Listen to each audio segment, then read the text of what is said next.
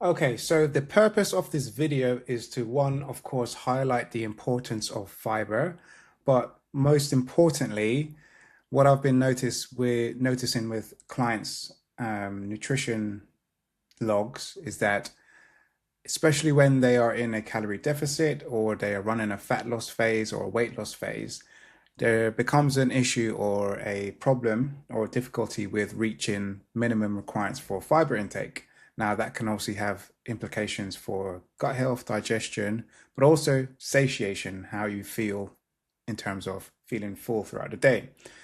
So, I wanted to outline how you can actually hit the minimum requirements for daily fiber intake.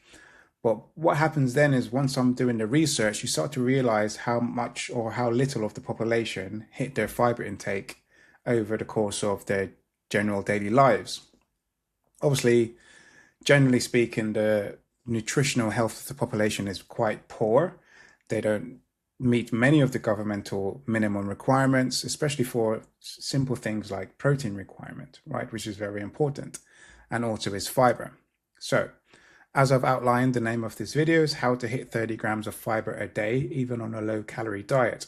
It's a little bit easier when your calories are at maintenance and surplus because you have a little bit more volume of food to play with, and then you can include higher calorie foods that help you hit that fiber content. However, some people still struggle within that basis. But it does become more of an issue when your calories are quite low, and especially when you're being quite aggressive with your calorie deficit. Okay, so before we carry on, if you've not subscribed to my channel already, please subscribe to the channel. Helps me out a lot. Like the video, that also helps it reach new people. So without further ado, first we must define what is fiber, right? And how important it is. So what is fiber? The definition of fiber is dietary fiber, also called roughage, refers to the indigestible portion of plant foods, non-starch, polysaccharides, resistant starches, some oligosaccharides that pass through the small intestine, relatively intact and reach the large intestine, colon. One thing to point out is oligosaccharides and polysaccharides combine 3 to 9 monosaccharides and are found mostly in vegetables. These are the storage forms of carbohydrates, right? And monosaccharides are the basic unit of carbohydrates, so simple sugars. And then these molecules are stacked together, combining 3 to 9 of those monosaccharides to build oligosaccharides or polysaccharides, and they become denser. So a better word for fiber is actually roughage, because when you feel certain types of vegetables, they feel rough, right? Broadly, fiber can be classified by some characteristics, which are soluble versus insoluble, fermentable versus non-fermentable, and viscous versus non-viscous. These traits influence how fiber interacts with gut physiology, microbiota, stool bulk, transit time, and metabolic signaling. In simpler terms, fiber is the plant scaffold your gut uses. It doesn't get fully broken down in the small intestine, goes to your colon where your microbiota and gut lining interact with it, producing beneficial metabolites like short chain fatty acids and helping stool move, keeping things regular, supporting gut barrier and feeding microbes, which is very important. This study, which I found which was published this year, so 2025 January. This was one of the best studies I found. Is really useful and really easy to read. Sometimes studies you find that can be quite difficult to read, but this one is laid out really, really well. Very straightforward, lots of valuable information, but also lots of updated information and how important fiber is. So I would encourage you to read it yourself. It's not too long, but like I said, it reads easy, right? So it's called Importance of Dietary Fiber Strategies for Increasing Intake and Maintenance of the Supply Chain in the UK. And quote, currently, dietary fiber intakes within UK populations are far below those recommended for reducing chronic disease risk. Dietary fiber is present predominantly in plant-based foods and is not digested or absorbed in the upper gastrointestinal tract, passing to the colon where it may be fermented by the gut microbiota. Types, contents, and properties. Notably, Solubility, viscosity, and fermentability of fiber vary considerably between food sources, which may result in different effects on human physiology. There is strong evidence for the benefits of dietary fiber, particularly cereal fiber and whole grain, in reducing the risk of cardiometabolic diseases and colorectal cancer by increasing fecal mass fermentation to short-chain fatty acids, lowering blood lipids, and improving glycemic control. There is therefore an urgent need to develop effective strategies to increase the intake of dietary fiber across the UK population. Now, one of the key areas to focus on is the influence fiber has on improving glycemic control. That meaning how quickly glucose gets into the bloodstream and becomes available. With adequate fiber in the gut, in the intestines, that glycemic, the rate at which it reaches the bloodstream is slower, right? So this helps with obviously blood sugar regulation, long-term health, and energy levels. Why is fiber important for gut health? Fiber helps increase fecal bulk and speeds up transit time, which can reduce stagnation of gut contents, reduce exposure of gut lining to potential toxins, metabolites, and support regular bowel function. Fiber is fermented by gut microbiota, especially the fermentable types, producing short-chain fatty acids or SCFAs, like acetate, propionate, and butyriate. These SCFAs nourish colonic epithelial cells, especially butyrate, I can never say that word, butyrate, stimulates mucosal health and may promote expression of tight junction proteins, thereby helping gut barrier integrity. They help modulate inflammation and immune response, potentially reducing gut and systemic inflammation. So an example of this is a recent UK Biobank paper found higher fiber intake was associated with lower CRP, which is an inflammation marker, in older adults. So I think CRP is creatine, I can't remember what it stands for. Creatine something protein. Okay, so quoting that study in the conclusion sections, in conclusion, this cross-sectional analysis of older adults in the UK Biobank cohort revealed that the higher intakes of dietary fiber and vegetable protein were associated with lower levels of the inflammatory marker CRP. In contrast, higher intakes of animal protein and total protein were associated with higher CRP levels. These associations were more pronounced in participants who had multi-morbidities, where fiber showed a negative correlation, and the highest levels of animal and total protein had the strongest positive correlations with CRP. Notably, those correlations are seen in people who already have multi-morbidities, right? So notably, if you're someone in generally good health and you don't have any underlying health issues, then it's okay for you to combine high levels of animal protein with a high level of fiber, right? And you'll be in a good position. Now, this suggests that in the populations with multi-morbidity, moderate fiber intakes and lower animal protein may help reduce systemic inflammation. This study adds to the limited evidence on the interplay between dietary fiber, protein sources, gut microbiota, and inflammation. Now, it does state further research should examine these associations prospectively and explore potential synergies through dietary pattern analysis. And intervention trials modifying fiber and protein intakes are also needed to determine optimal amounts and ratios for inflammation reduction. So really good that they pointed that out. Fiber also influences microbial composition, diversity, abundance of favorable species, and metabolic outputs. Fiber contributes to gut health, so better nutrient absorption, less gut irritation, inflammation, improved recovery, potentially better hormonal signaling via the gut-brain axis, microbial metabolites, and may support feelings of fullness, satiety, which is useful on a calorie-limited diet. A recent review, the same study that I mentioned here, so from 2025, emphasizes that fiber intake in the UK is far below target and that high fiber, especially from cereals, whole grains, is strongly linked with lower cardiometabolic disease risk and colorectal cancer. So quoting that study in part 2, health effects of dietary fiber and potential mechanisms of action, There is strong evidence from prospective cohort studies for the benefits of dietary fiber, particularly cereal fiber and whole grain, on cardiometabolic diseases, type 2 diabetes, and colorectal cancer. The types of dietary fiber and specific foods with which they are associated are considered to be important in relation to the risk of mortality. In particular, fiber from whole grains, cereals, and vegetables have been associated with a reduced all-cause mortality in a meta-analysis of prospective cohort studies, with dietary fiber from nuts associated with a more marked reduction in the risk of cardiovascular diseases or cardiovascular-related deaths than other food groups that were studied.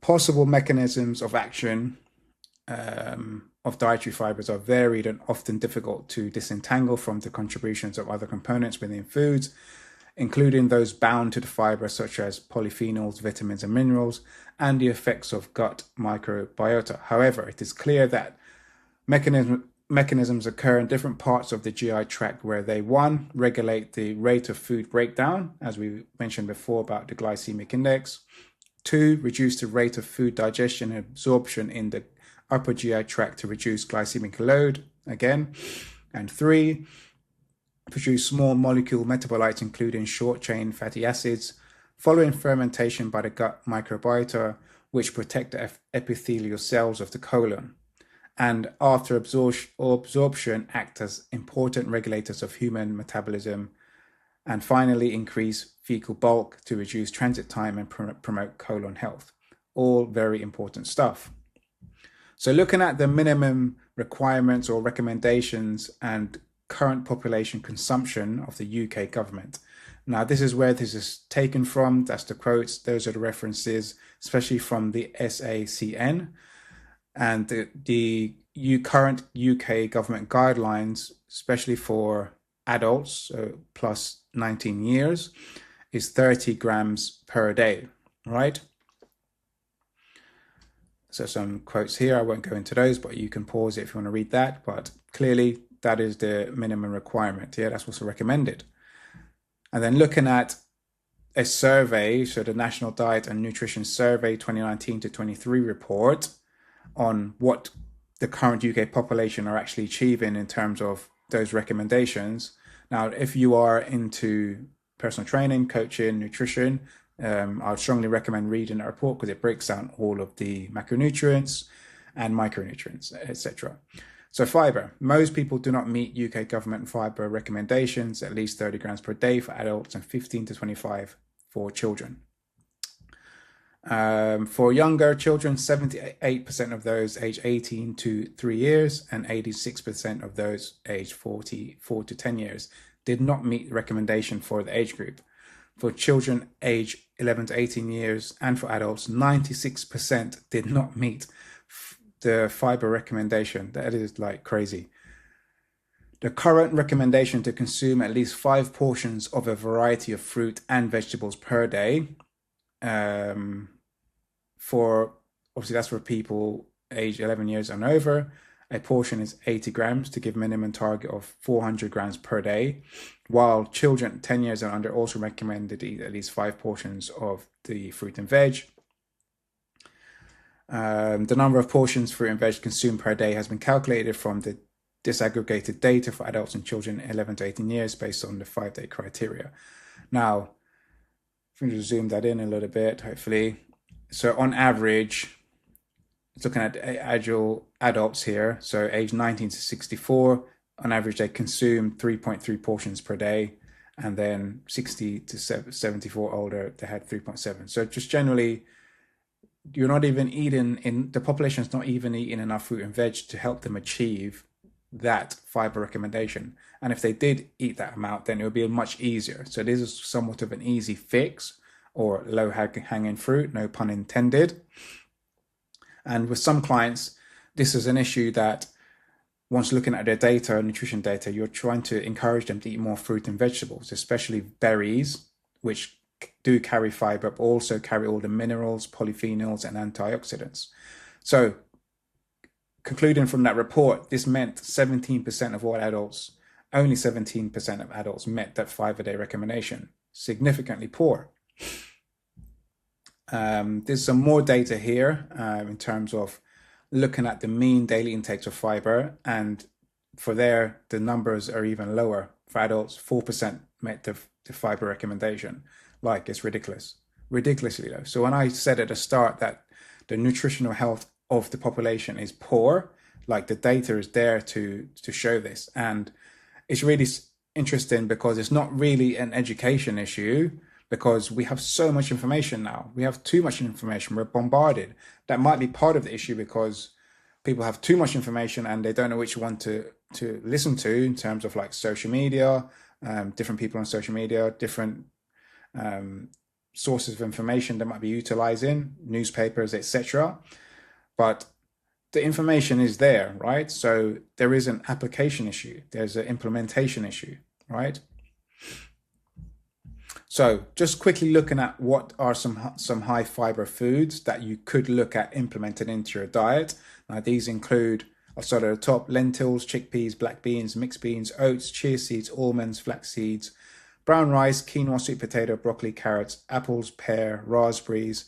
I would not include popcorn into this list. I should have removed that, because the calorie amount for popcorn is ridiculous and there's no nutrient value, right? So I would admit that, even though it's in this table. And then obviously bran flake cereal as well. So looking at the top few, then you would want to be trying to include some of these. So lentils, chickpeas, oats, chia seeds, which are low in calories, almonds as well. So some good general options there to try and implement, right?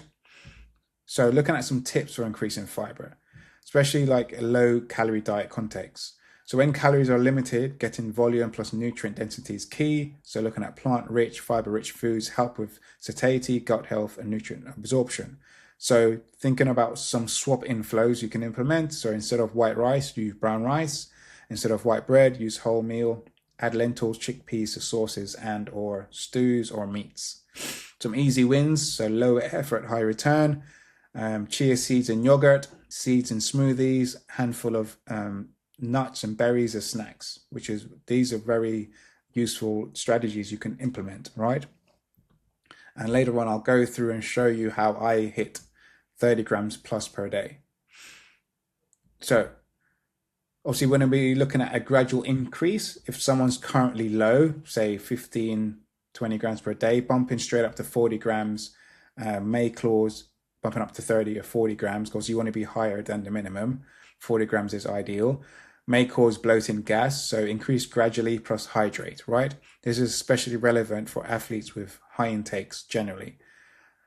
Make sure you're hydrating when increasing fiber. It's very important. When you increase fiber intake, you must also increase hydration, because fiber absorbs water in the gut, and without enough fluid, this added bulk can slow digestion, cause bloating, constipation, or discomfort, instead of improving gut health, right? So water helps fiber move smoothly through your digestive tract, keeping stool soft, supporting regularity, and ensuring the benefits of higher fiber diets, right? So better gut health, satiety, blood sugar control, and we want those benefits to be actually realized. Okay, so looking at my personal example, and this is a day without supplementation, right? So if you're on a very low calorie diet, running a fat loss phase, you're dieting down, you may need to implement supplements to actually help you hit that target. And I'll get to supplements in a moment. But looking at my day, so I think I'm about 20% deficit for this particular day. And I finished the day out at 2,400. I didn't actually eat all the food that I was allowed for that day. However, my fiber intake reached 99%, and that was 37 grams for the day. And my target is set at 38. Most of my fiber came from sweet potato.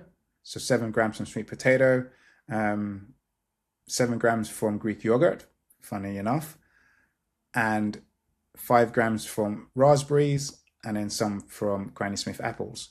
Now, I did have chia seeds in there as well, so maybe, I'm not sure why there's some missing data here, but I've expanded it further down here, right? So looking at those top sources for that day, so it's rounded up at 38 grams as my target, and that's obviously I've hit 37.5.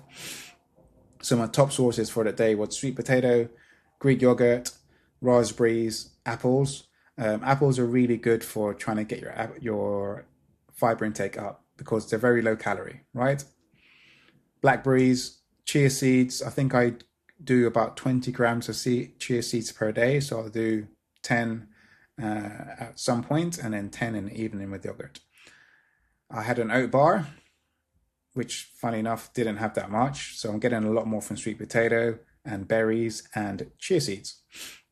And then I had some raisins in there, some blueberries as well. And I think that's meatballs, but there's almost nothing in there, right? Now, if you're on a low calorie diet and you're finding it hard to hit that adequate fiber intake, then it would be useful to implement some sort of supplement. So one of the best ones on the market is Myota, and they have some clinically proven supplements, really good. So I'll definitely recommend checking them out. There is other companies, however, this is one of the best ones I've seen and the one I recommend to clients. Okay, that's all for now. Thank you for watching. And if you feel you're tired of waiting for the right time to improve your health and fitness, you want to break through any training plateaus, accelerate your high performance levels through my coaching system, which includes strategy, execution, behavior change, and also science-based nutrition, which we've talked about today, join my high performance movement. Shoot me a message. We can hop on a call, discuss things. And if you've enjoyed the video, drop me a comment if you've got any questions and give it a like. See you on the next one.